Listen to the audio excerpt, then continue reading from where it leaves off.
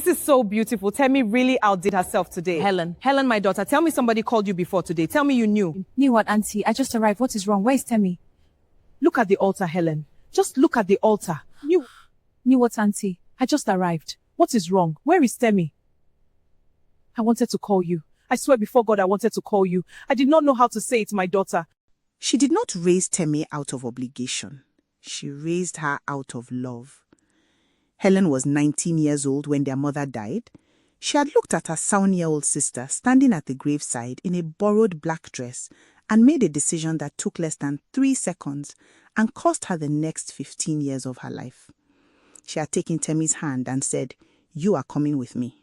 And that had been that. She had been in her 2nd year at a polytechnic in the town of Ufuma.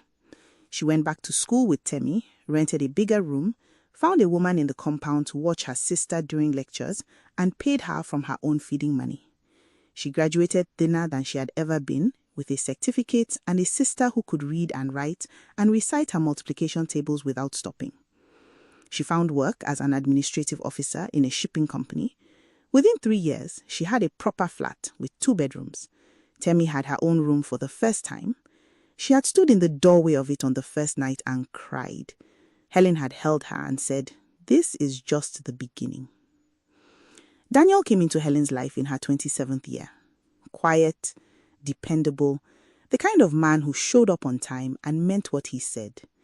They married after 18 months. Temi was her maid of honor. At the reception, Temi gave a speech that made everyone reach for their handkerchiefs.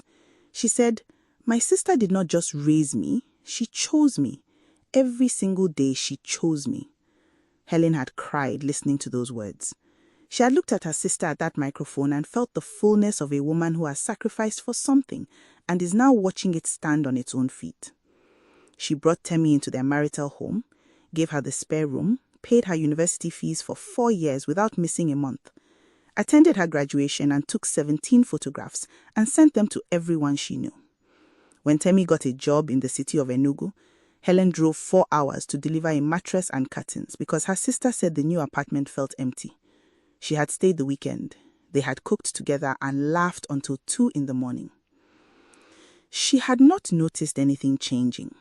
That was the part that would stay with her longest. Not the betrayal itself, but the fact that she had not seen it coming from the one person she had never thought to guard herself against. The signs had been there. Daniel's trips to Enugu becoming more frequent than his work required, Temi's calls growing shorter, the way they both reached for their phones and put them face down when she entered a room. She had not seen it because she had not been looking. You do not look for fire in the hands of the person who has only ever used their hands to hold yours. The wedding invitation arrived through a mutual friend who assumed Helen already knew.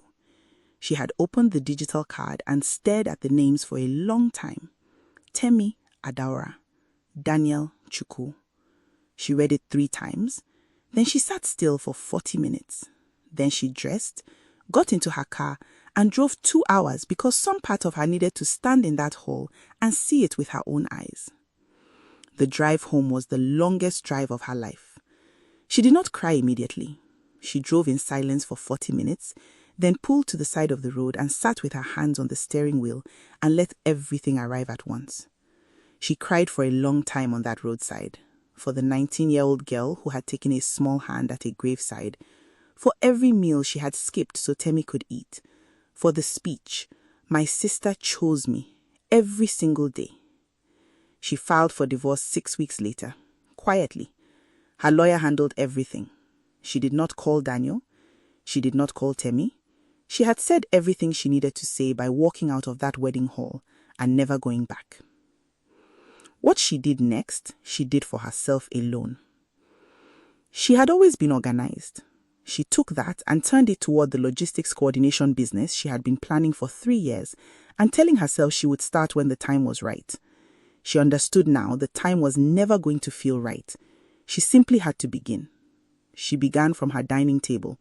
1 laptop, 1 phone, a notebook. Within 8 months, she had 3 clients.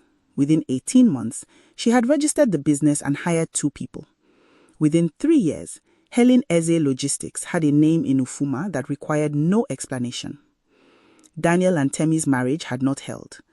The restlessness that drove Temi to take what was not hers did not disappear simply because she had gotten it. Within 3 years, Daniel had moved out. Temi called Helen once during that period. Helen looked at the name on her screen for a long time. Then she put the phone face down and left it there until the ringing stopped.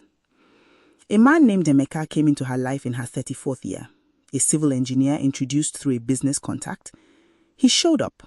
He remembered things. He listened. When she told him her story over dinner, he had not flinched or offered hollow comfort. He simply said, "You did not deserve that." Then he changed the subject because he understood that some things only need to be acknowledged by someone who means it. They married 18 months later. Small ceremony. People who earned their seats.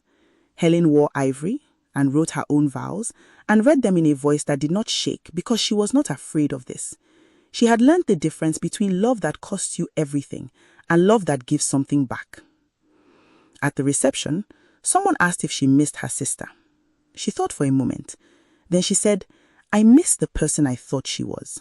The person she actually turned out to be, I never knew at all." Then she turned back to her husband and her guests and her life. Some betrayals come from strangers. Some come from the people you loved most. But the women who survive the second kind carry something afterward that nobody can remove. The knowledge that they have already lived through the worst and built something beautiful on the other side. Helen had known that since the day she cried on a roadside and then dried her eyes and kept driving. She had always kept driving. That was never going to change. Was Temi a woman who fell into something she could not control, or did she plan every step from the beginning? Drop your answer below. If this story touched you, please like and subscribe. Share it with someone who needs it today. And drop a comment. We want to hear from you. God bless you.